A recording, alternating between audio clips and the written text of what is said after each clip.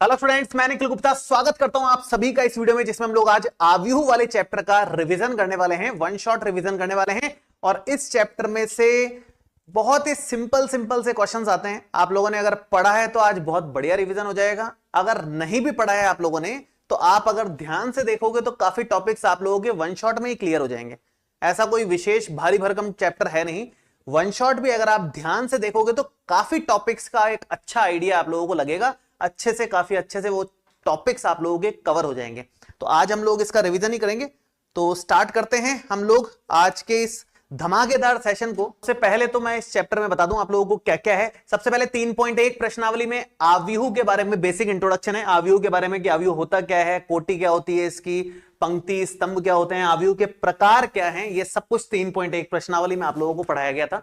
3.2 प्रश्नावली में आव्यूहों पर संक्रियाओं के बारे में बातचीत है कि दो आव्यूहों को जोड़ना, घटाना, गुणा करना या किसी अदिश से किसी आव्यूह को गुणा करना, ये आव्यूहों पर संक्रियाओं के बारे में बातचीत है 3.2 में। 3.3 में है आव्यूह का परिवर्त, सम्मित व विषम सम्मित आव्यूह हमारे पास 3.3 प्रश्नावली में आएंगे।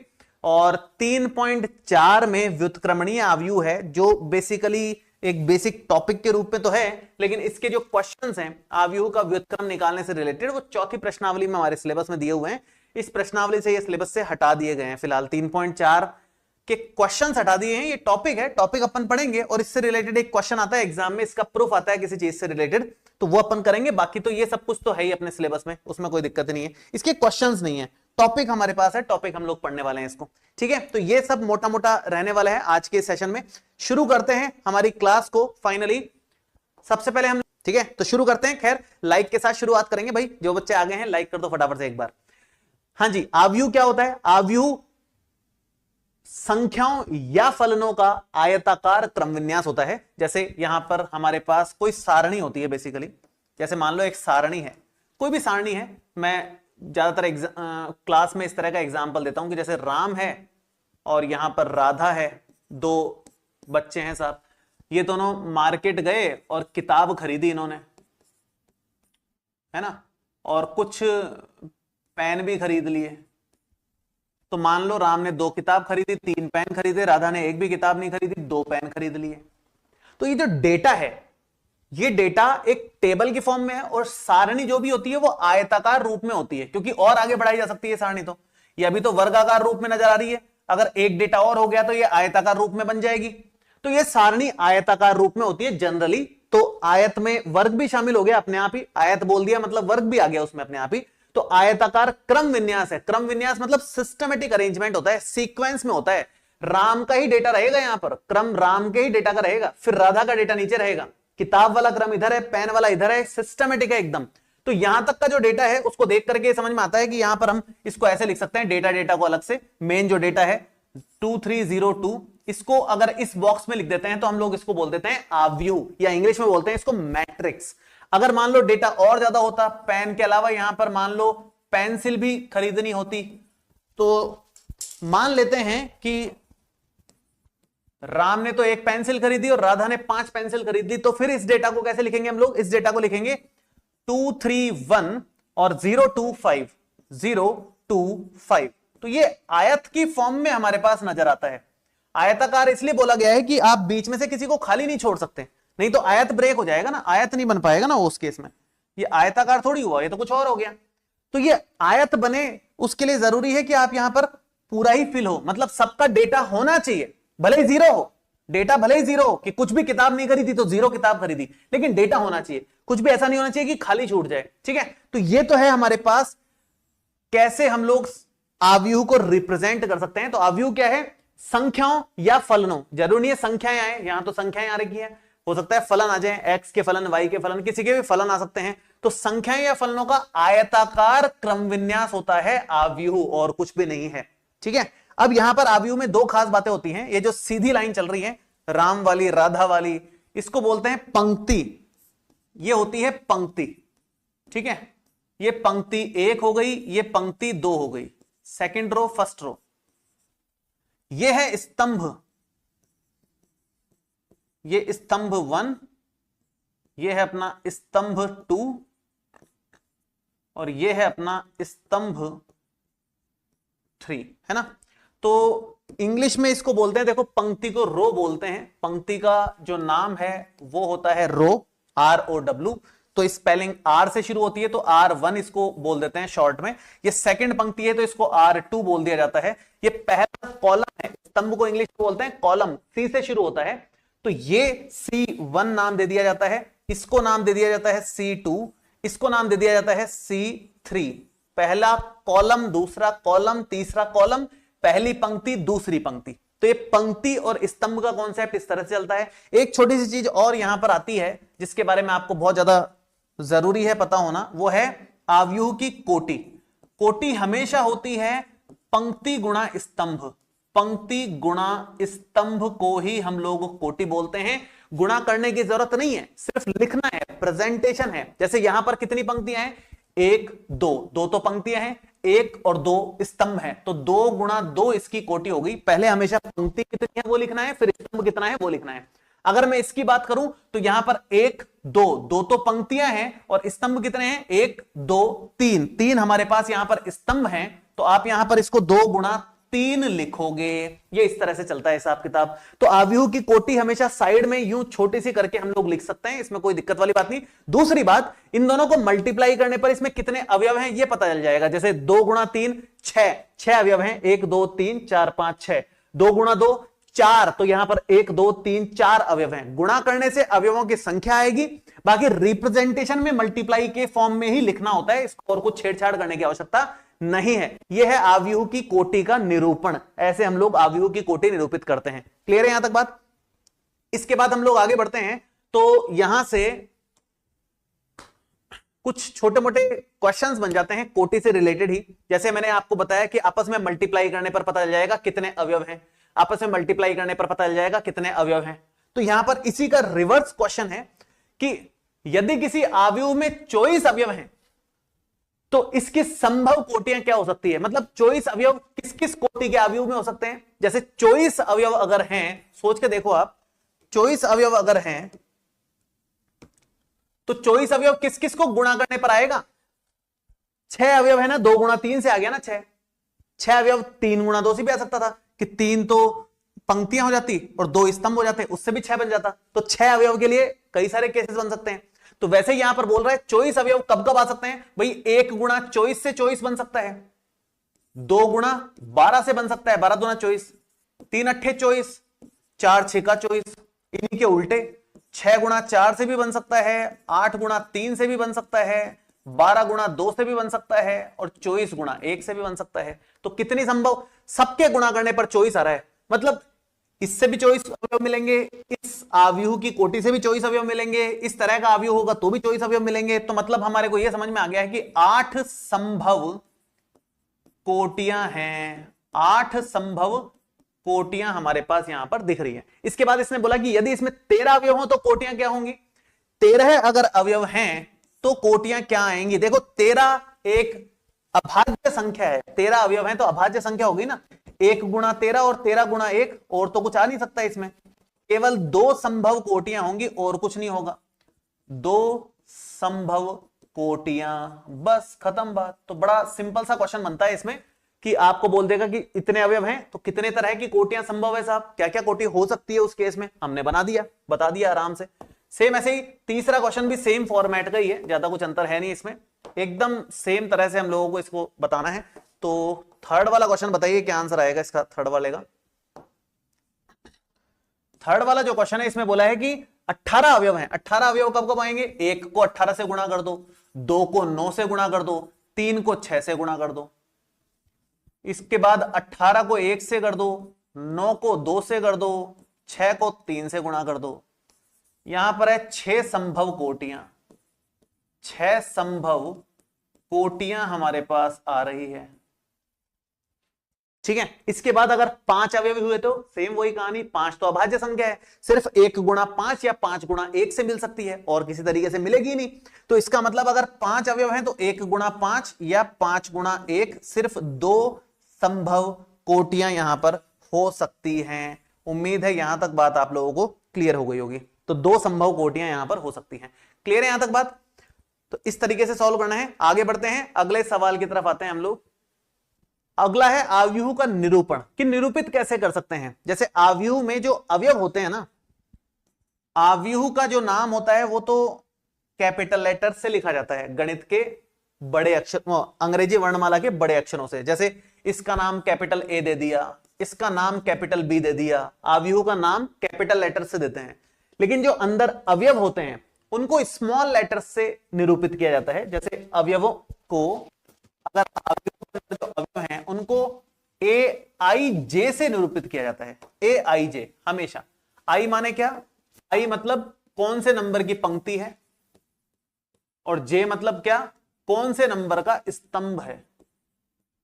तो कोई भी मैट्रिक्स अगर है, मान लो कैपिटल ए बराबर ए आई जे, और अगर वो 2 गुणा 3 कोटि की मैट्रिक्स है, मान लेते हैं एक बार 2 गुणा 3 कोटि की मैट्रिक्स है, तो इसका मतलब यह है कि 2 गुणा 3 मतलब 2 पंक्तियां और 3 स्तंभ रहेंगे उसमें। तो इस तरह की दिखेगी, 2 तो पंक्तियां हो जाएंगी और 3 होंगे स्तंभ।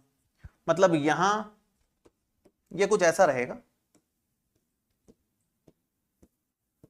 ऐसा कुछ रहेगा कि, सॉरी गलत हो गया ना, 3 स्तंभ होने थे,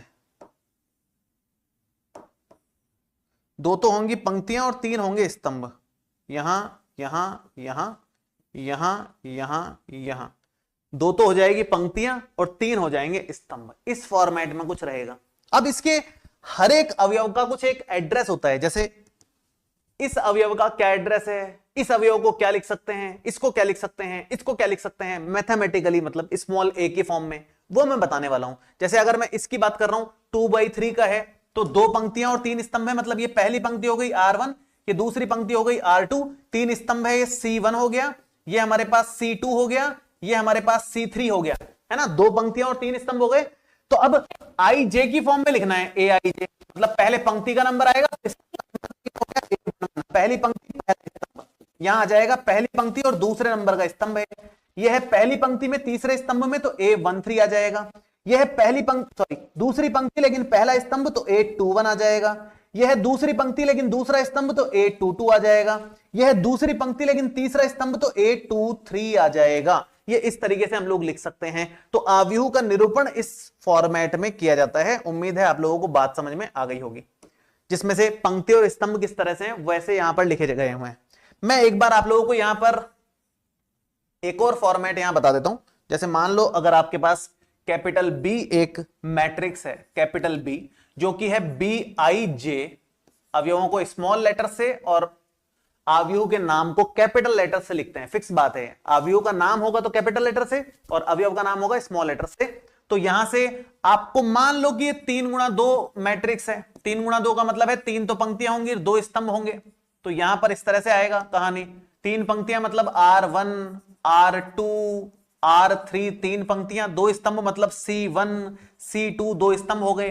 तो पहली पंक्ति पहला स्तंभ, पहली पंक्ति दूसरा स्तंभ, दूसरी पंक्ति पहला स्तंभ, दूसरी पंक्ति दूसरा स्तंभ, तीसरी तो है पंक्ति पहले नंबर का है स्तंभ, तीसरी है पंक्ति दूसरे नंबर का है स्तंभ। तो ये इस तरीके से लिखा जा सकता है।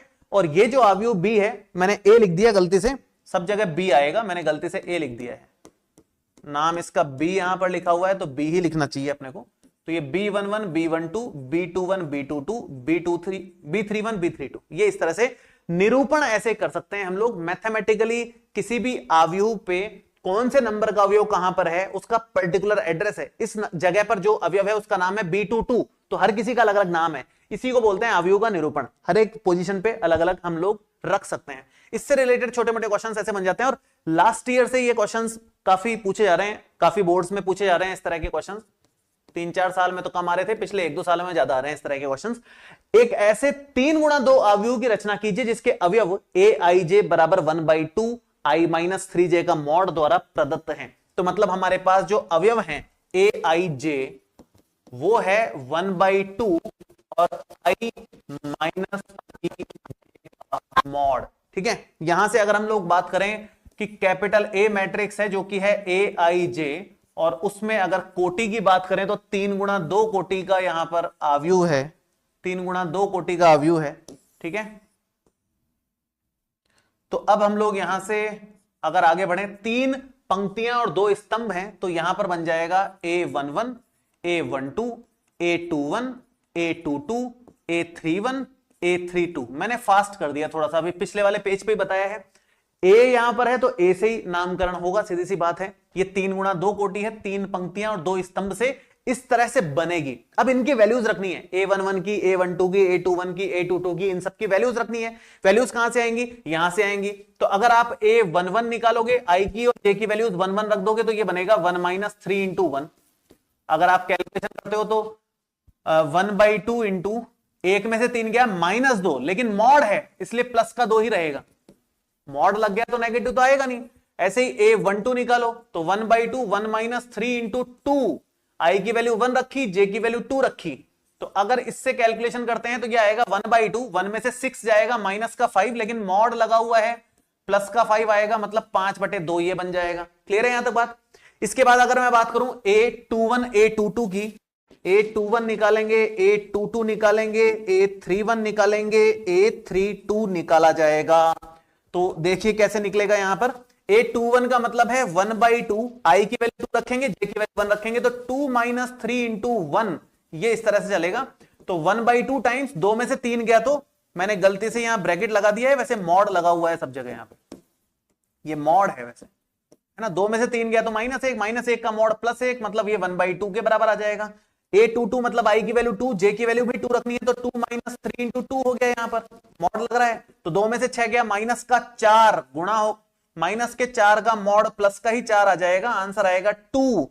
A31 1/2 तो यहां पर है, आई की वैल्यू 3 रख दी हमने और जे की वैल्यू 1 रख दी हमने, तो 3 में से 3 गया तो 0 हो जाएगा। रिजल्ट हमारे पास आ गया है 0 के बराबर। A32 का मतलब है आई की वैल्यू 3 है और जे की वैल्यू 2 है यहां पर, और ये हो जाएगा 3 में से 6 गया, माइनस का 3, 1/2 टाइम्स 3 मतलब 3/2 यहां पर आ रहा है। ये सारी वैल्यूज हमने निकाल करके रख दी, सब वहां जमा दो, बस आंसर आ गया है और कुछ करने की जरूरत है नहीं इसमें। तो ये हो गया 1 5/2, उसके बाद 1/2 एंड 2, उसके बाद 0 और 3/2। ये हमारे पास में कैपिटल ए मैट्रिक्स प्राप्त हो गया है। उम्मीद है यहां तक किसी को दिक्कत नहीं आनी चाहिए। क्लियर है यहां तक बात? चलिए आगे बढ़ते हैं हम लोग। अब अगला क्वेश्चन देखते हैं। ये 2 फॉर्मेट्स के क्वेश्चंस हमने अभी तक किए हैं। क्लियर है यहां तक सभी बच्चों को? कोई दिक्कत तो नहीं है किसी को? आगे बढ़ते हैं 3.1 के बाद में, मतलब 3.1 का ही चल रहा है अभी। तो एक कमाल का टॉपिक है समान आव्यूह, बहुत सारे क्वेश्चंस बनते हैं इससे रिलेटेड। समान आव्यूह का कॉन्सेप्ट बड़ा इंपॉर्टेंट है, सिंपल कॉन्सेप्ट है, ज्यादा कुछ नहीं है। 2 आव्यूह कब समान माने जाएंगे? पहली बात, उनकी कोटि समान होनी चाहिए। दूसरी बात, संगत अवयव समान होने चाहिए।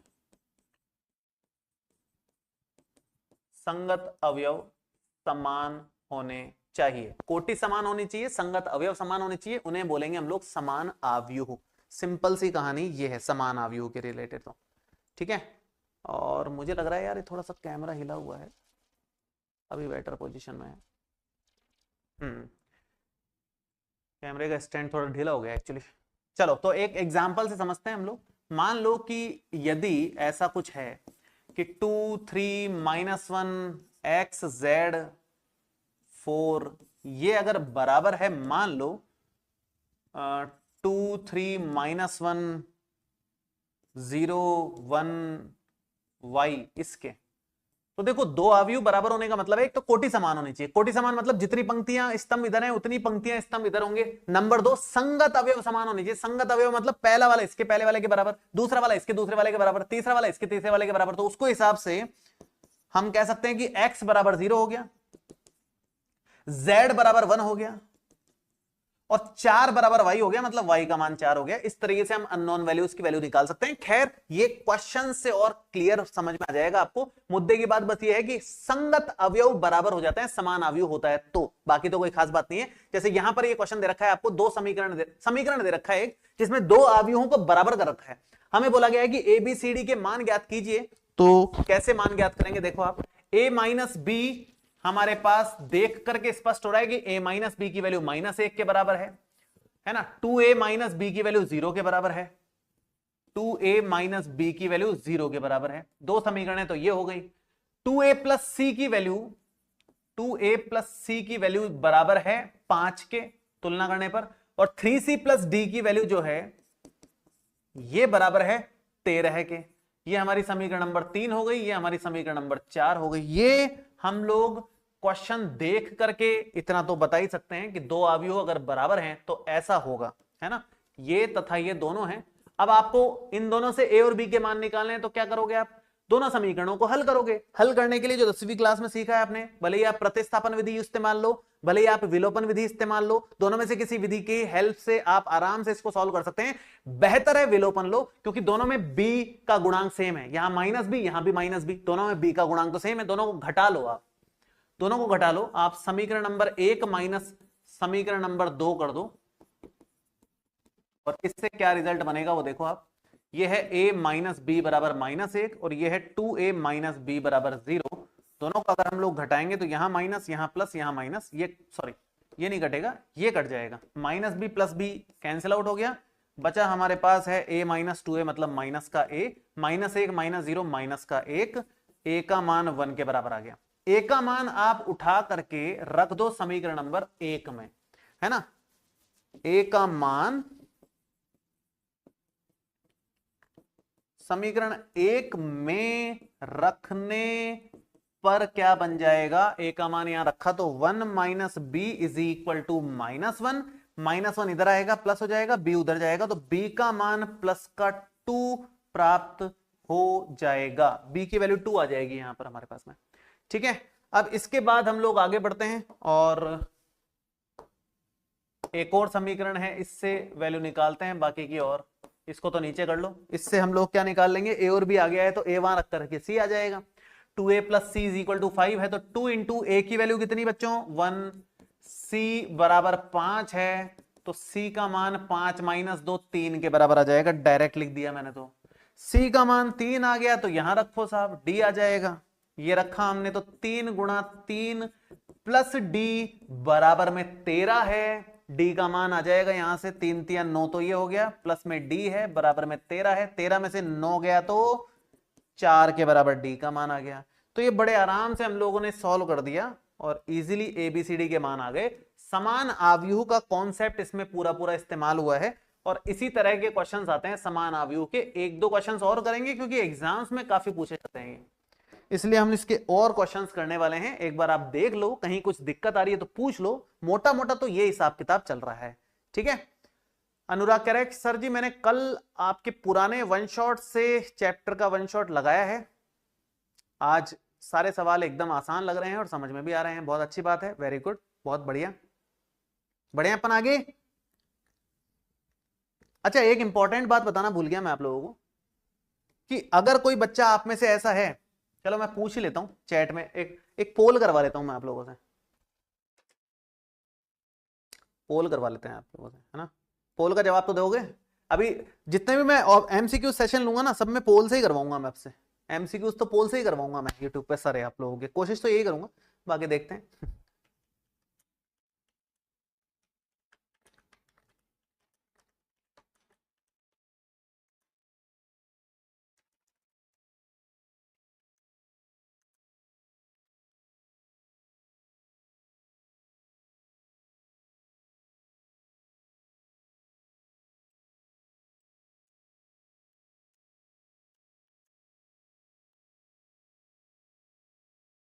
चलो पोल स्टार्ट हो गया है, जरा जवाब देवें फटाफट से सारे बच्चे, तब तक मैं आगे बढ़ता हूं। मैं एक बार बता भी दूं, ये है समान आव्यूह वाले कॉन्सेप्ट से रिलेटेड क्वेश्चन बनेगा। कुछ अलग तरह का इक्वेशन है, जैसे x प्लस वाई 6 के बराबर है, 2 तो 2 के बराबर है ही, ठीक है।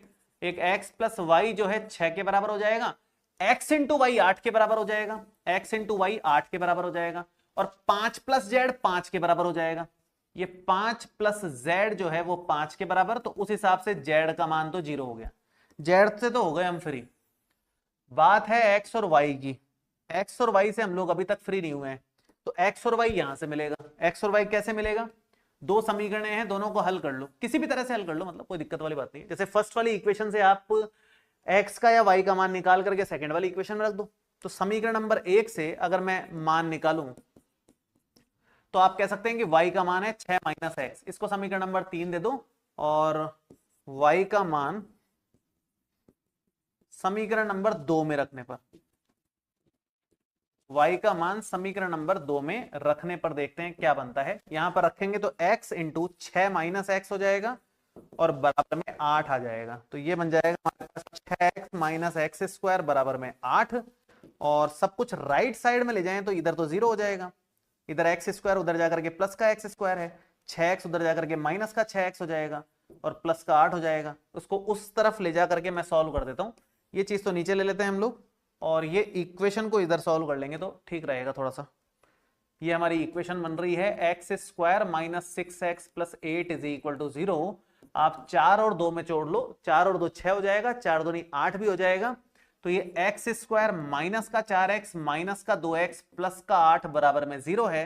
शुरू के 2 में से x कॉमन आ रहा है तो ये x माइनस 4 हो जाएगा। आखिरी के 2 में से माइनस का 2 कॉमन आ रहा है, ये भी x माइनस 4 हो जाएगा और बराबर में 0 आ जाएगा।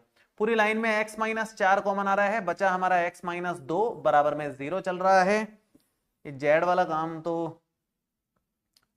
इसको ऊपर करना पड़ेगा, जगह शॉर्ट पड़ गई थोड़ी सी। अब ठीक है। x का मान यहां से आ जाएंगे, 2 मान आएंगे। देखो इसको 0 के बराबर करोगे 4 आ जाएगा, इसको 0 के बराबर करोगे 2 आ जाएगा। x का मान 4 होगा तो y का कितना आएगा? x बराबर 4 पर y बराबर आएगा यहां से 6 माइनस 4 मतलब 2 और x बराबर 2 पर y आ जाएगा हमारे पास 6 माइनस 2 बराबर में 4। ये हमने यहां पर कर दिया है और z तो फिक्स है, 0 आ रहा है। x 4 है तो y 2 है, z तो 0 ही है। x 2 है तो y 4 है, z 0 ही है। तो कॉम्बिनेशन क्या आ रहा है? दो कॉम्बिनेशन मिल रहे हैं, x बराबर 4 y बराबर 2 z बराबर 0, या फिर x बराबर 2 y बराबर 4 और z बराबर 0। ये दो संभावनाएं आ रही हैं और कोई संभावना नहीं आएगी। चलो आगे बढ़े। इसी टाइप का एक क्वेश्चन और कर लेते हैं, जैसे ये वाला क्वेश्चन भी है, सेम फॉर्मेट ही है, कुछ खास नहीं करना। पहला वाला x plus Y plus Z जो है 9 के बराबर हो जाएगा, समीकरण नंबर 1 है। दूसरा वाला x प्लस जेड जो है 5 के बराबर हो जाएगा, समीकरण नंबर 2 है। तीसरा y प्लस जेड जो है 7 के बराबर हो जाएगा, समीकरण नंबर 3 है।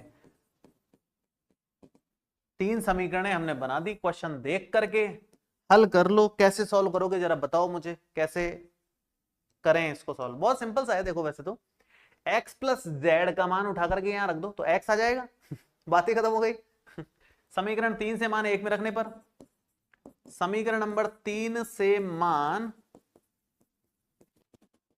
समीकरण नंबर 1 में रखने पर, समीकरण नंबर 3 से मान समीकरण नंबर 1 में रखने पर y प्लस जेड का मान 7 रख देंगे तो ये हो जाएगा x प्लस 7 बराबर में 9 है। तो x का मान यहां पर 2 आ गया है, x आया है साहब 2। x का मान उठा करके कहां रखें? x का मान उठा करके आप सेकंड नंबर में रख दो, है ना।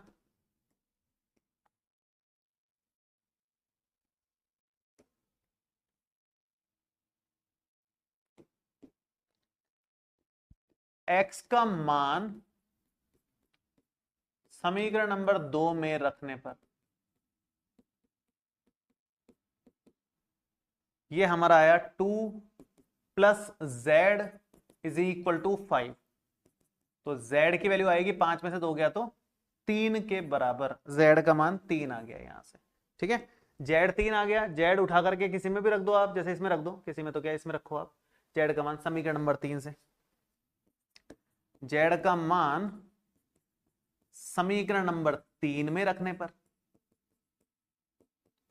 क्या बनेगा जरा देखें। इसमें z का मान समीकरण 3 में रखेंगे तो y प्लस जेड मतलब y प्लस 3 बराबर में 7 है, तो मतलब y का मान 4 आ गया है। मेरे ख्याल से समान आव्यूह वाला कॉन्सेप्ट अब आप लोगों को क्लियर हो गया होगा कि किस तरह से समान आव्यूह के कॉन्सेप्ट का इस्तेमाल करके हम लोग वैल्यूज निकाल सकते हैं। और ये क्वेश्चंस एग्जाम में काफी ज्यादा पूछे जाते हैं एग्जाम, तो सभी लोग उसके लिए तैयार रहें किस तरह से करते हैं। तो भाई शेयर वेयर कर दिया करो अपने मित्रों को यार, ऐसी क्या नाराजगी है बताओ। काफी सारे बच्चे तो शेयर ही नहीं किए हैं अभी तक। बच्चे ने कहा कि सर मैंने 4 बच्चों को बैच दिलाया है। क्या बात, बहुत बढ़िया। रवि राजा उमंग बैच, बहुत बढ़िया, वेरी गुड। बड़ी खुशी हुई सुन करके मेरे को, बहुत अच्छी बात है। जो बच्चे खुश रहते हैं, जो बच्चे मतलब मन से प्रसन्न हैं और दोस्ती वस्ती बढ़िया रहती है तो वो शेयर करते ही हैं, बहुत अच्छी बात है। अगर आपको फायदा मिल रहा है तो आप शेयर कर रहे हो तो मुझे बड़ी खुशी हो रही है। इसका मतलब तो ये साफ जाहिर है कि आपको फायदा मिल ही रहा है है ना। चलो, ये हमारे पास एक क्वेश्चन है, एक्स्ट्रा क्वेश्चन बुक के बाहर का ले रहे हैं। तो इसमें के का मान, ए का मान निकालने वाला क्वेश्चन है। के का मान भी नहीं, ए का मान निकालने वाला है। तो यहां पर के और ए दो अननोन दिख रहे हैं, तुलना करो पहले तो आप। के प्लस 4 इज इक्वल टू ए है, ये समीकरण नंबर 1 है।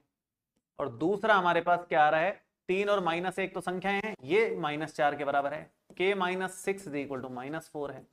तो k का मान आ जाएगा 6 - 4, k का मान 2 आ गया है साफ साफ। k का मान उठा करके समीकरण नंबर 1 में रखोगे तो a आ जाएगा। k का मान समीकरण 1 में रखने पर, k का मान समीकरण नंबर 1 में रखने पर क्या आ जाएगा, k है 2, 2 + 4 इज इक्वल टू a का मान आ जाएगा 6 के बराबर, a की वैल्यू 6 के बराबर आ जाएगी।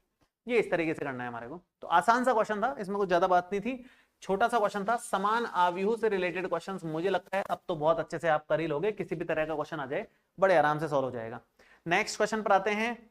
ये है हमारे पास आव्यूह के प्रकार। हमने 3.1 प्रश्नावली का जिक्र किया जिसमें हमारे पास आव्यूह की कोटि से रिलेटेड बेसिक क्वेश्चन से रिलेटेड हैं, समान आव्यूह से रिलेटेड क्वेश्चंस हैं, और साथ में आव्यूह के प्रकार वाला टॉपिक भी एक्चुअल में 3.1 प्रश्नावली का ही हिस्सा आप मान सकते हो।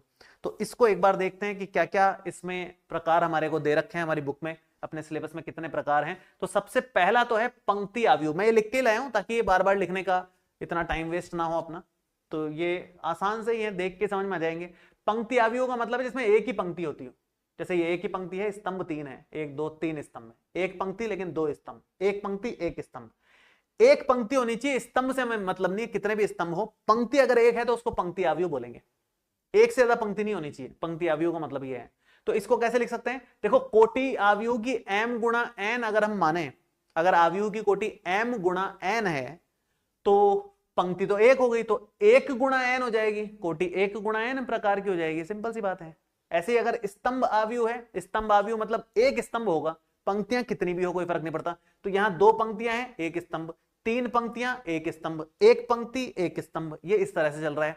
तो अगर यहां एक ही स्तंभ है तो यहां से स्तंभ अगर एक ही है तो n का मान 1 हो जाएगा, तो m गुणा 1 यहां पर कोटि प्राप्त हो जाएगी।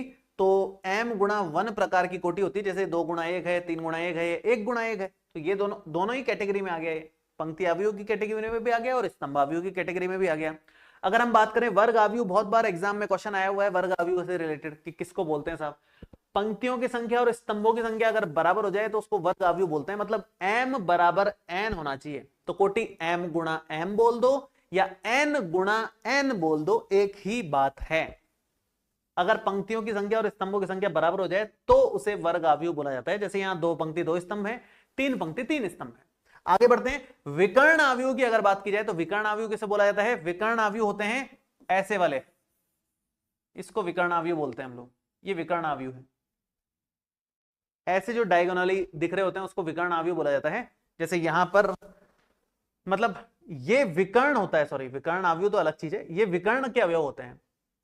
किसी भी आयत में विकर्ण कौन सा होता है, ये होता है और ये होता है, लेकिन आव्यूह में विकर्ण कौन सा होता है, आव्यूह में सिर्फ ये वाला विकर्ण होता है, इधर वाले को विकर्ण नहीं माना जाता। आव्यूह की कैटेगरी बात कर रहा हूं मैं, है ना। तो यहां पर किसे विकर्ण माना जाएगा, इसकी क्या डेफिनेशन है, विकर्ण के अवयव होते हैं ए आई जे, जहां आई और जे बराबर हो। आई और जे बराबर हो मतलब पहली पंक्ति पहला स्तंभ, दूसरी पंक्ति दूसरा स्तंभ, तीसरी पंक्ति तीसरा स्तंभ, ये लाइन विकर्ण के अवयव है।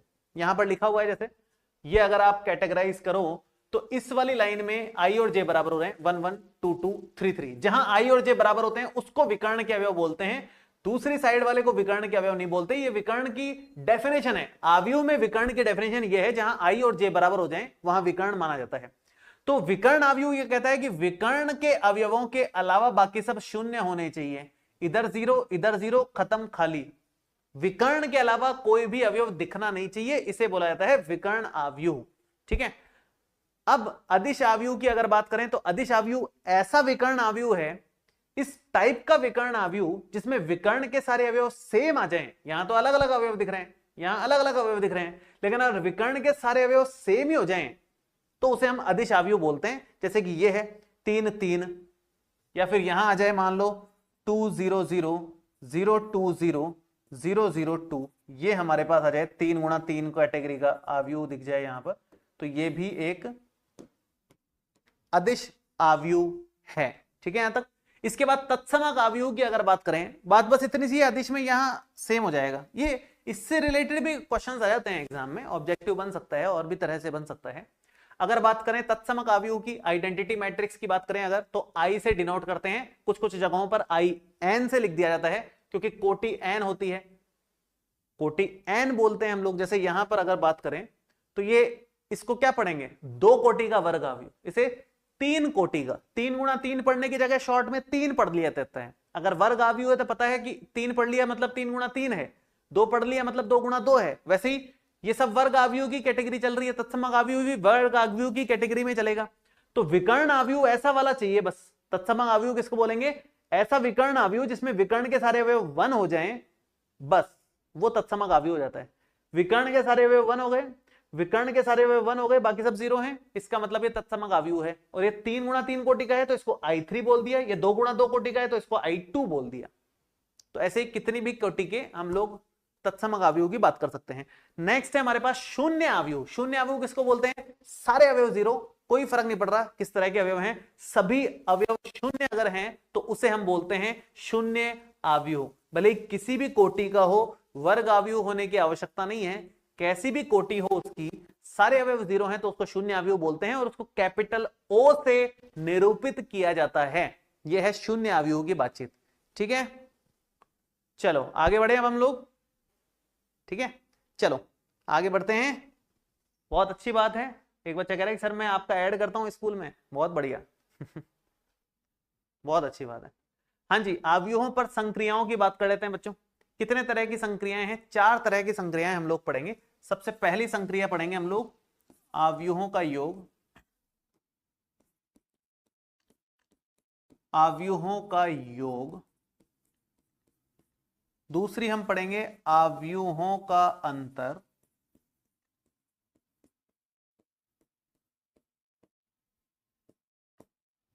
तीसरी संक्रिया हम लोग पढ़ेंगे अवयव का अदिश से गुणन।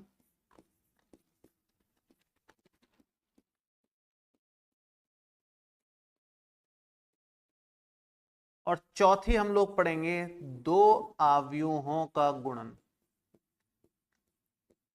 2 अवयवों का गुणन। ठीक है, ये हमारे पास में अवयवों पर संक्रियाएं हैं जो हमें पढ़नी है, जिसमें से योग और अंतर वाली इकट्ठी मैं आप लोगों को बता देता हूं इसका क्या कंक्लूजन है। 2 अवयवों का योग और अंतर कब संभव है, पहले तो ये समझें अपन। 2 अवयवों को जोड़ना और घटाना कब संभव है, दोनों अवयवों की कोटि समान होनी चाहिए, दोनों अवयवों की कोटि समान होनी चाहिए, नहीं तो जोड़ना या घटाना संभव नहीं है।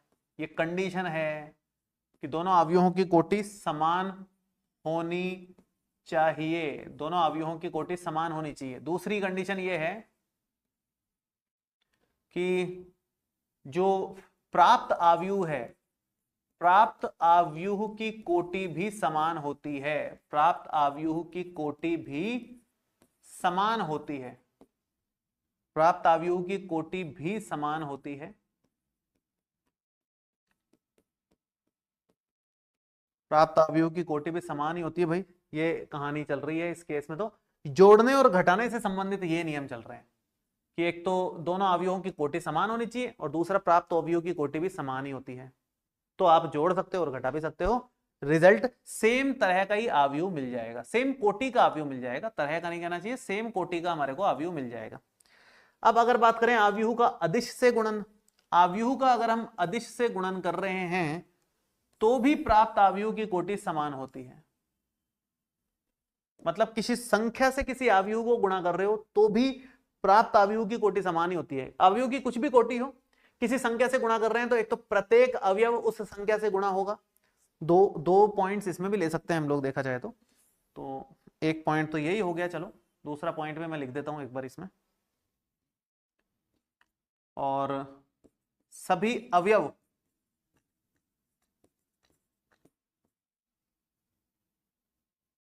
को अदिश से गुणा किया जाता है।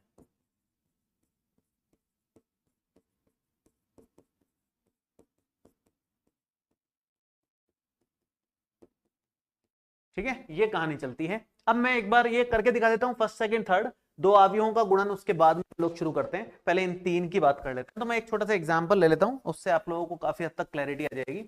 जैसे उदाहरण के तौर पे मान लो आपके पास एक अवयव है 1 2 माइनस 1 5 3 0 7, ये अवयव ए है। एक अवयव है मान लो बी जो कि है -1 7 9 1 4 5, ये हमारे पास अवयव बी है। अब दोनों अवयवों को जोड़ना है और घटाना है, मान लेते हैं एक बार के लिए, इसको तो यहीं ले लो चलो। अब हम लोग यहां से अलग अलग काम कर लेते हैं। एक तो a प्लस बी वाला काम कर ले। a प्लस बी मतलब ये लिया, एक ये लिया और दोनों को जोड़ दिया, ये तो आ जाएगा a प्लस बी वाला कार्यक्रम।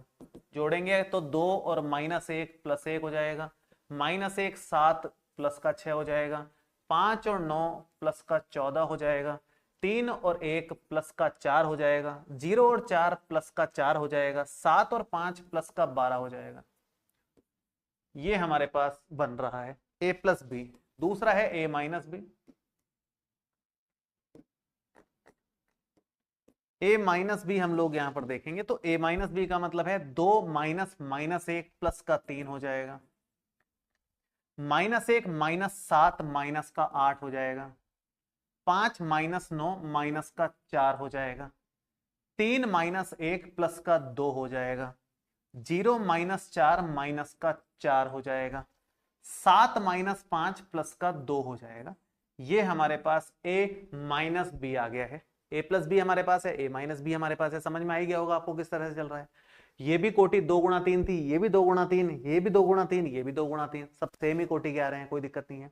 अगर किसी अदिश से गुणा कर दे में, तो अदिश मतलब जैसे मान लो a को मैं 2 से गुणा कर दूं, a को मैंने 2 से मल्टीप्लाई कर दिया, तो 2 से ये पूरा का पूरा ही मल्टीप्लाई हो जाएगा। ये पूरा a के सारे अवयव 2 से मल्टीप्लाई होंगे। फिर उस केस में जब सब 2 से मल्टीप्लाई होंगे तो कोटि तो उतनी ही रहेगी, बस प्रत्येक अवयव गुणा हो गया। तो 2 दूनी 4, माइनस का 2, 5 दूनी 10, 3 दूनी 6, 0, 7 दूनी 14 है। ये हमारा 2a आ गया।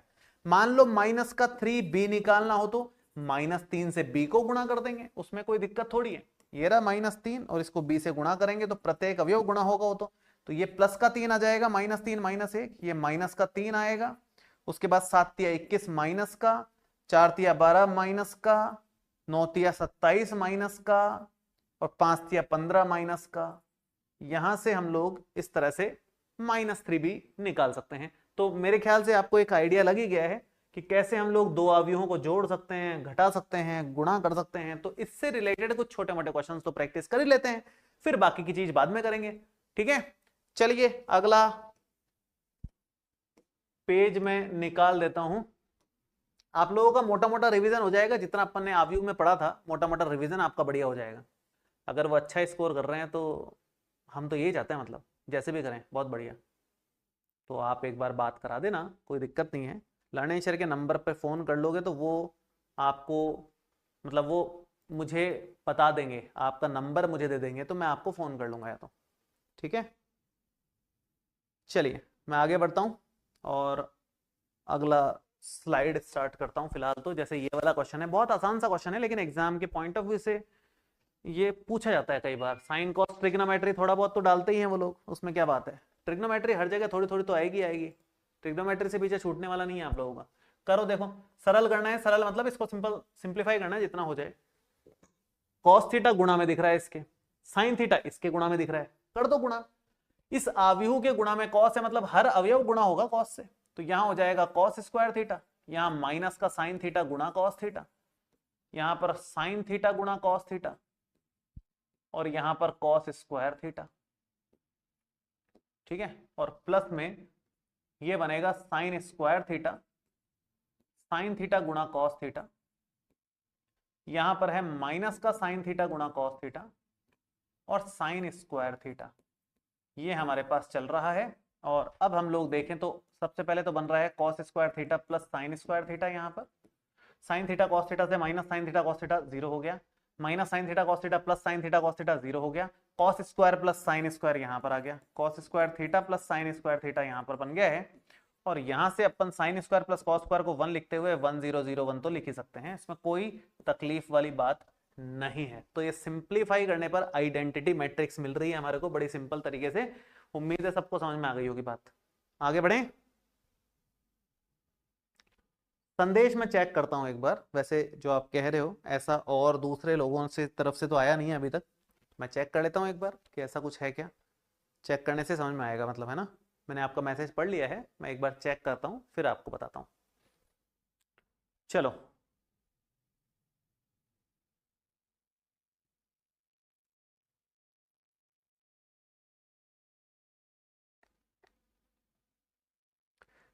एक बच्चे ने कहा कि सर आपसे रिक्वेस्ट है कि सीयूईटी के भी मैथ के चैप्टर वाइज क्वेश्चंस दे दिया करो प्लीज सर। बेटा सीयूईटी की पढ़ाई सीयूईटी के बैच में हो जाएगी, आप उसकी चिंता मत करो। मतलब अभी फिलहाल 12th पे ध्यान दो आप, सीयूईटी की तैयारी आप वैसे भी अच्छी करवा देंगे आपकी, बेफिक्र रहो आप उसके लिए। ठीक है, नेक्स्ट अगला सवाल देखिए। ये है ए दे रखा है, बी दे रखा है, 2a + 3x बराबर 5b दिया हुआ है, तो हमें आव्यूह x ज्ञात करना है। तो ये है हमारे पास 2a प्लस में 3x बराबर में है 5b। ठीक है, 2a का मतलब है हमारे पास 2 इंटू ए मतलब है 8 0, 4 माइनस का 2 3 6, ये a है हमारा, प्लस में 3x है और 5b है। b का मतलब हो जाएगा 2 4 माइनस का 5 और माइनस का 2 प्लस का 2 और 1, ये हमारे पास आएगा b का हिसाब किताब।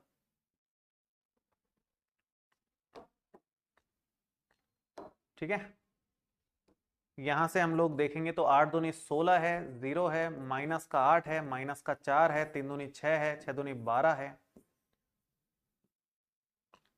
प्लस में 3x है और 5 दूनी 10 है, माइनस का 10 है, 5 चौका 20 है, 5 दूनी 10 है, 5 25 है, माइनस का 5 एकम 5 है, ये हमारे पास बन रहा है। तो यहां से अगर हम लोग देखें तो ये पोर्शन उस तरफ चला जाएगा और ये पोर्शन उधर चला जाएगा, तो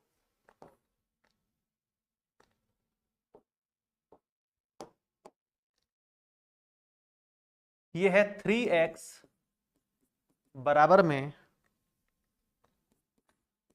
10 20 माइनस का 25 माइनस का 10 10 और 5, ये माइनस 16 0 माइनस 8 माइनस का 4 6 12।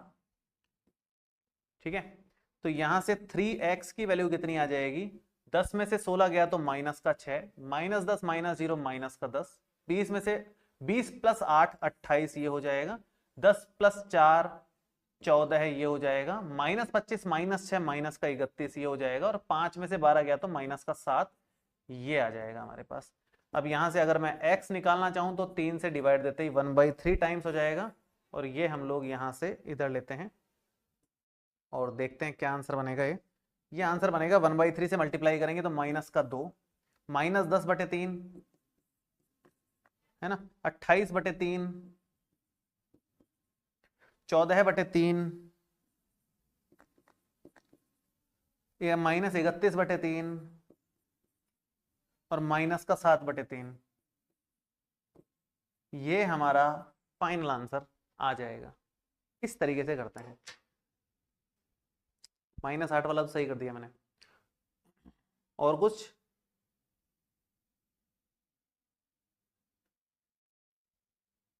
चलो आगे बढ़ते हैं, अगला सवाल देखते हैं। हाँ, एमपी बोर्ड वाले भी पढ़ सकते हैं बेटा, बिल्कुल पढ़ सकते हैं, करनवर पढ़ सकते हैं, एमपी बोर्ड वाले भी, सारे बोर्ड्स के बच्चों के हिसाब से है ये। यूपी एमपी राजस्थान के लिए तो विशेष तौर पर है, सारे बोर्ड के बच्चे पढ़ सकते हैं बाकी इसको। नेक्स्ट हम लोग बात करते हैं इस वाले क्वेश्चन की। तो ये क्वेश्चन में सिंपल 2 से गुणा करना है, फिर इसको जोड़ना है और उसके बराबर है। समान आव्यूह वाला भी कॉन्सेप्ट है, जोड़ने वाला गुणा करने वाला, सारे कॉन्सेप्ट इसमें मिक्स हैं। बड़ा सिंपल सा क्वेश्चन है, ज्यादा कुछ है नहीं। 2 से गुणा कर दो इसको तो ये हो जाएगा 2x, 7 दूनी 14, 5 दूनी 10, 2y माइनस 6 है ना, और प्लस में यहां पर है 3 माइनस का 4 1 और 2, और बराबर में है 7, 6, 15, 14 है।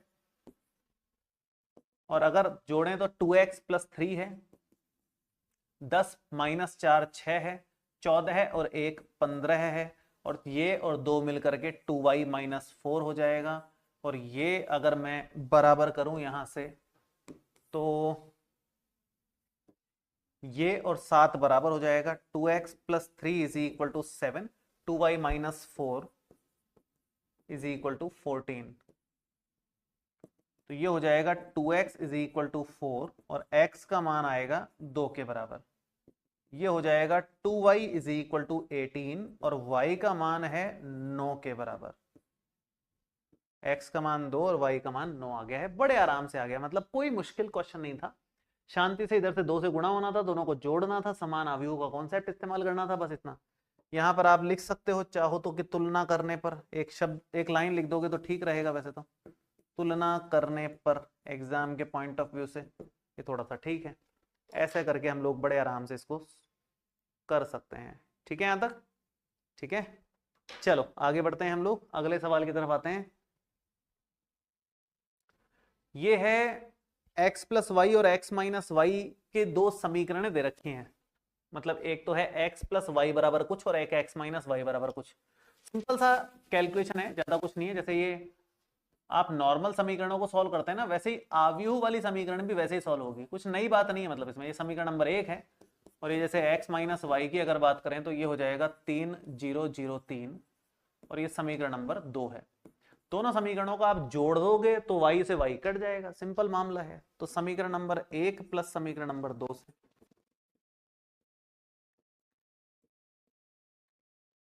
तो y और y कटेगा, x और x 2x हो जाएगा। और इस तरफ हम लोग देखें तो 7 0 2 5।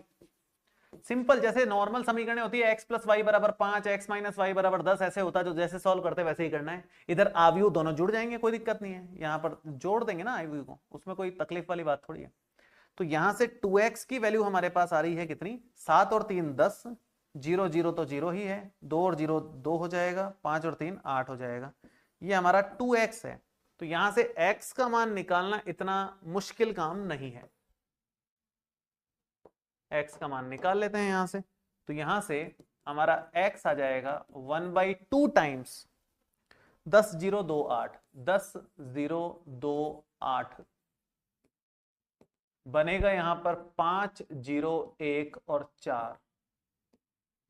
ठीक है, ये x का मान है। x का मान उठा करके समीकरण नंबर 1 में रख दो आप।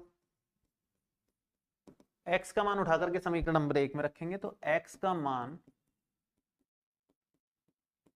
समीकरण नंबर 1 में रखने पर आव्यूह है इधर, इसका मतलब x और y भी आव्यूह ही है। वैसे भी कैपिटल लेटर्स में इसीलिए लिखे हैं उसने कि आव्यूह ही निकलेंगे। तो x आव्यूह मिल गया आपको, अब y आव्यूह लेना है हमारे को। तो यहां से x + y मतलब 5 0 1 4, ये तो x है।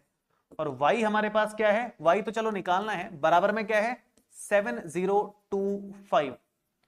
तो यहां से y कितना आ जाएगा? यहां से y आ जाएगा हमारे पास 7 0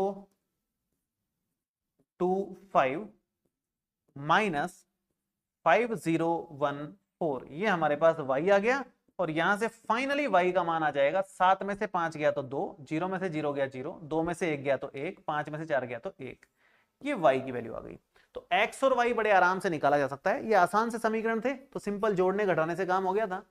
बाकी थोड़े से कॉम्प्लिकेटेड इक्वेशंस भी आ सकते हैं। तो लेकिन विलोपन विधि जैसे भी अपन सीखते हैं 10वीं क्लास में, जितने भी क्वेश्चंस अपन ने विलोपन विधि के सीखे हैं उसकी हेल्प से भी उन क्वेश्चंस को आराम से सॉल्व कर सकते हैं। थोड़े से कॉम्प्लिकेटेड भी आ जाए तो भी करने का तरीका यही रहेगा। विलोपन विधि, नॉर्मल विलोपन विधि जैसे लगाते हैं वैसे लगाना है यहां पर भी।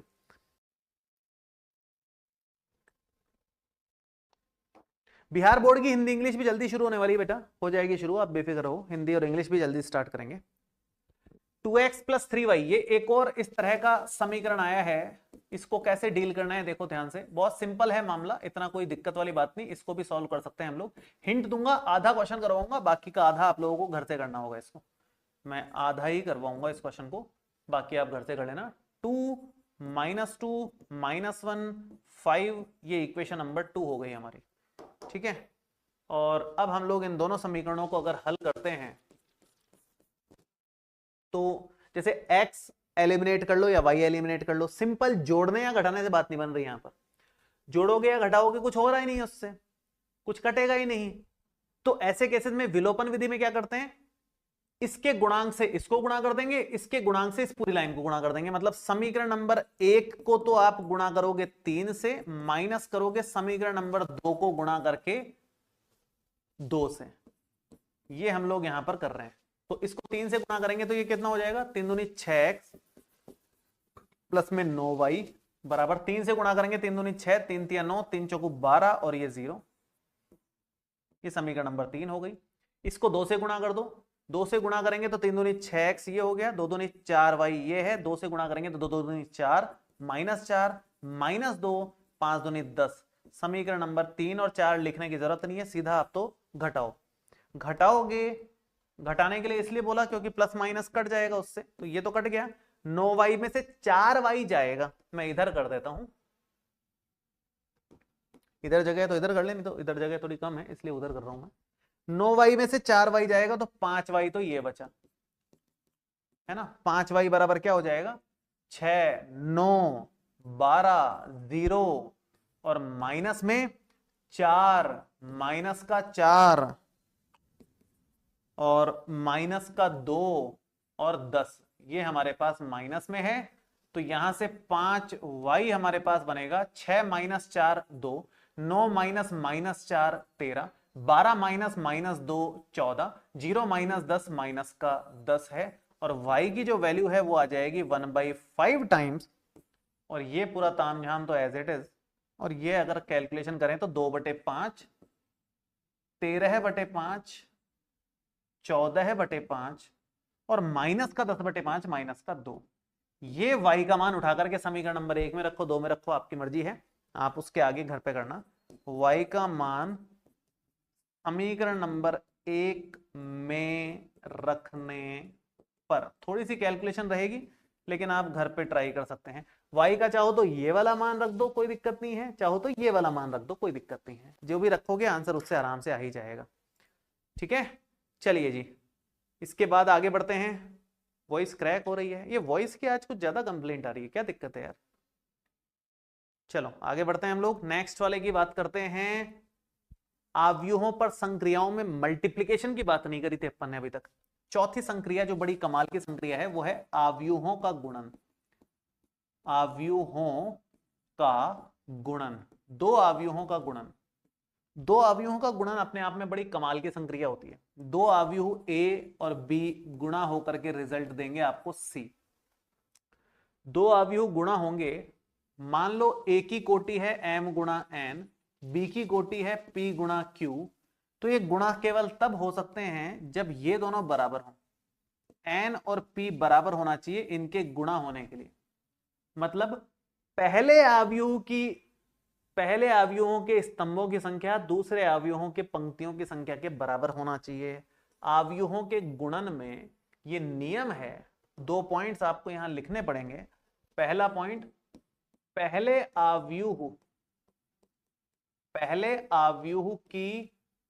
आव्यूह के स्तंभों की संख्या, पहले आव्यूह के स्तंभों की संख्या दूसरे आव्यूह की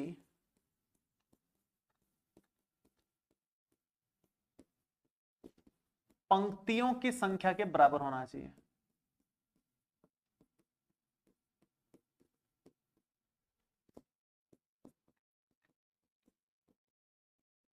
बराबर होनी चाहिए, ठीक है, नंबर 1। नहीं तो गुणा ही पॉसिबल नहीं है। दूसरी बात, रिजल्ट जो आएगा तीसरे आव्यूह का, ये गुणा हो गए साहब, m गुणा n p गुणा q से गुणा हो गया, लेकिन n और p बराबर होंगे तो ही गुणा होगा। दूसरी बात, c की कोटि क्या आएगी, c की कोटि हमेशा आएगी ये जो बच गई, जो बराबर है उनको छोड़ो, ये जो बच गए m गुणा q, ये c की कोटि आती है हमेशा, है ना। रिजल्ट जो आव्यूह है उसकी कोटि आएगी m गुणा q, सिंपल सी बात ये है। चलो ये अलग से लिखने की जरूरत है, वहां शॉर्ट में लिख दिया है तो समझ में आ गई होगी बात। ये बड़ी इंपॉर्टेंट बात है, ये आव्यूह के गुणन का बहुत इंपॉर्टेंट कॉन्सेप्ट है जो आपको पता होना ही चाहिए, इसके बिना काम चलेगा नहीं। ये कॉन्सेप्ट बड़ा इंपॉर्टेंट है। अब हम लोग गुणा करना सीखते हैं कि करते कैसे हैं। क्या सीखा हुआ है, अपन रिवीजन कर रहे हैं केवल। तो इस क्वेश्चन में अगर अपन बात करें, गुणा करना सीख रहे हैं एक तरीके से, तो कैसे गुणा होता है, बहुत सिंपल सा कॉन्सेप्ट रहता है कि ये वाली पंक्ति इस वाले स्तंभ से गुणा होगी, ये वाली पंक्ति आगे वाले स्तंभ से, ये पंक्ति फिर आगे वाले स्तंभ से, ये इस तरह से गुणा चलता रहता है हिसाब किताब। तो पहले तो ये देखिए गुणा पॉसिबल है क्या। तो पहले वाला जो आव्यूह है वो 1 2 3, 3 गुणा 1 कोटि का आव्यूह है। दूसरा वाला आव्यूह 1 गुणा 3 कोटि का आव्यूह है। गुणा पॉसिबल है क्योंकि यहां पर 1 और 1 दिख रहा है, और रिजल्ट जो आएगा वो आएगा 3 गुणा 3 कोटि का आव्यूह। रिजल्ट 3 गुणा 3 कोटि का आव्यूह आएगा हमारे पास में।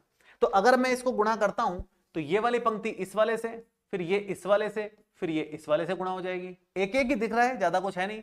तो हम लोग सीधा इसको लिख सकते हैं कि साहब 2 एकम 2, 3, 2 एकम 2, 3 एकम 3, 4 एकम 4। फिर अगली वाली लाइन की बारी आ जाएगी नीचे, सेम चीज नीचे से इसको शुरू करेंगे।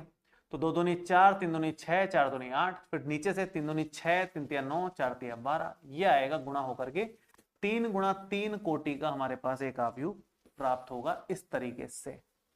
तो आव्यूह का गुणा जरा इंटरेस्टिंग टॉपिक है, जोड़ने और घटाने की तुलना में काफी ज्यादा इंटरेस्टिंग है ये। तो ये अपने को पता होनी चाहिए। ठीक है, नेक्स्ट अगला अगर देखें हम लोग, fx बराबर दे रखा है। बहुत ही अच्छा क्वेश्चन है ये, एग्जाम के पॉइंट ऑफ व्यू से भी इंपॉर्टेंट है, बड़ा ही शानदार प्रश्न है। इसको देखते हैं हम लोग कैसे सॉल्व करना है। मोना बेटा वो वाला बैच लेने से अच्छा है 12th का लो, वो ज्यादा ठीक रहेगा आपके लिए। वो सितंबर वाले बैच में आपका कोर्स ही पूरा नहीं हो पाएगा 12th वाला, तो फिर आपको वो समझ में कैसे आएगा, क्योंकि उसमें तो कम समय में ज्यादा चीजें पढ़ानी है वैसे भी। तो 1500 वाला बैच आपके काम का नहीं है, आपके काम का 12th प्लस एनडीए वाला है या केवल 12th वाला है। आप उनमें से कोई लेना चाहो तो ले लो। चलो, एफ एक्स दे रखा है, हमारे को सिद्ध करना है एफ एक्स गुणा एफ वाई बराबर है F of X plus Y के। तो लेफ्ट हैंड साइड में एफ एक्स गुणा एफ वाई करना है हमारे को, तो लेफ्ट हैंड साइड से ही शुरू करो कार्यक्रम। ये है एफ एक्स गुणा एफ वाई। एफ एक्स मतलब यही है जो है cos x sin x 0 minus sine X cos x 0 0 0 1, ये तो है हमारा f ऑफ x। अगर मैं f ऑफ y की अगर बात करता हूं तो यहां से f ऑफ y में x की जगह y रख देंगे हम लोग सब जगह, बस जहां जहां x दिख रहा है वहां वहां y आ जाएगा। ये cos y sin y cos y, ये सब f ऑफ y आ जाएगा। यहां तक क्लियर है, यहां तक बात। चलो आगे बढ़ते हैं।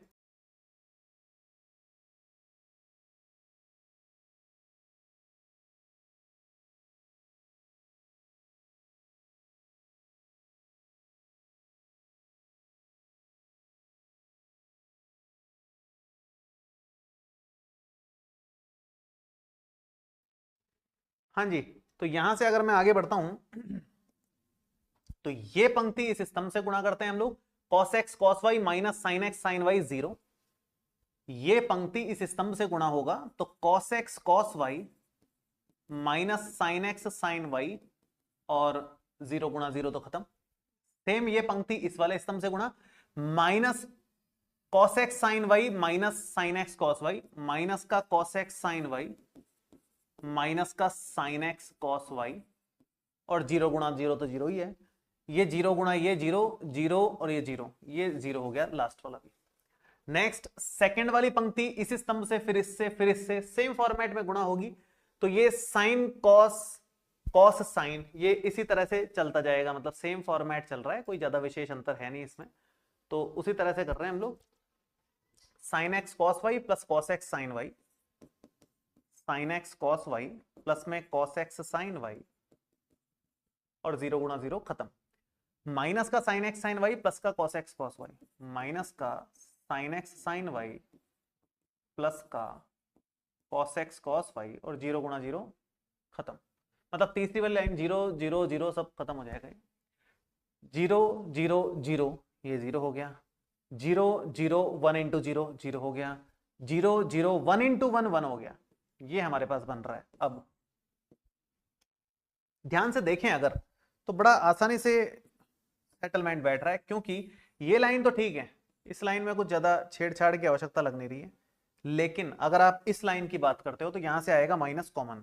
जैसे ही माइनस कॉमन आएगा, आप देखो मैं इसको पहले लिख लेता हूं साइन एक्स कॉस वाई, क्योंकि इधर भी साइन एक्स कॉस वाई पहले लिखा हुआ है, फिर बीच में तो प्लस ही आएगा क्योंकि माइनस पूरा कॉमन आ गया, फिर कॉस एक्स साइन वाई हो जाएगा। तो सेम चीज ये एज इट इज यहां पर आ जाएगी, बस माइनस बाहर कॉमन है, ये और ये सेम ही है।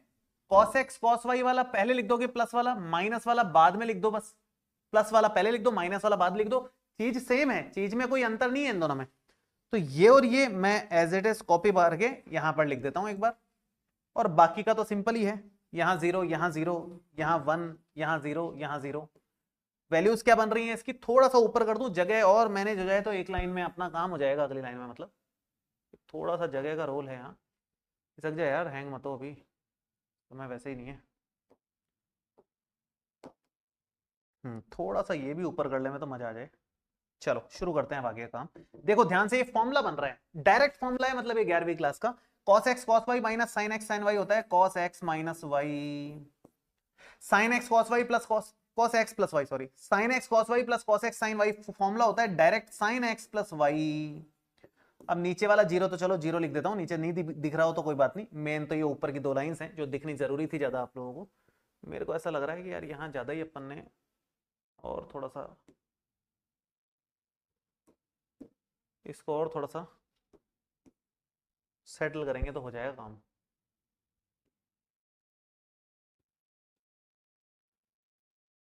चलो ठीक है, हल्का सा तो ऊपर ले ही सकते हैं, है ना, यहां से कर लेते हैं।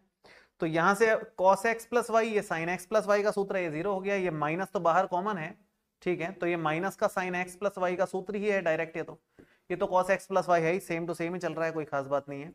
और तीसरा वाला तो जीरो है ही है, और ये 0 0 1 आ जाएगा यहाँ पर। और इसी के बाद में अगर हम ध्यान से देखें तो ये डायरेक्ट फॉर्मूला बन गया, फॉर्मूला क्या, फॉर्मेट बन गया, फॉर्मूला नहीं कहना चाहिए। ये एफ एक्स, एक्स की जगह एक्स प्लस वाई रख दो, तो cos x plus Y sine X plus Y और जीरो, माइनस का sine X plus Y cos X plus Y और जीरो, और 0 0 1, ये हमारे पास बन गया। इसको हम direct F of X plus Y कह सकते हैं, मतलब एक्स की जगह एक्स प्लस वाई बन गया, यही हमारा राइट हैंड साइड है। ठीक है यहां तक? तो मेरे ख्याल से आप लोगों को बात समझ में आ गई होगी, उम्मीद है यहां तक आपको क्लियर हो गया होगा, कहीं दिक्कत नहीं आ रही होगी। संदेश बेटा मैंने पढ़ लिया ना, आपका कमेंट बता तो दिया मैंने आपको। अब मैं अभी एकदम नहीं कर रहा ना इसका हल, मैं देखूंगा, चेक करूंगा क्या इशू है तो बताएंगे आपको। अभी अभी के अभी कैसे मैं हल बताऊं, मैंने बता तो दिया अभी आधे 15-20 मिनट पहले ही तो आपका ये कमेंट लिया था मैंने। चलो ठीक है, तो आज की क्लास मुझे लगता है कि अपन यहीं तक कर ले में।